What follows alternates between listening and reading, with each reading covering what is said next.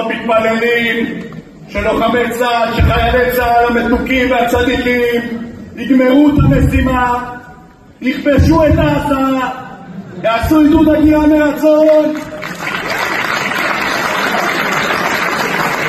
ואני, שימו לב, רוצה להקים שכונת שוטרים גם בעזה. החוף בים, אגב, מקום מושלם, גם בעזה. מפכ"ל, אנחנו נקים שם שכונת שוטרים מפוארת, בניינים גבוהים כאלה, אבל עם כל הייצור, ובעזרת השם ננצח. התיישבות מביאה לביטחון, הגיע הזמן להתיישב, התיישבות יהודית, הגיע הזמן לעודד הגירה, הגיע הזמן להעביר חוק עונש מוות למחבלים.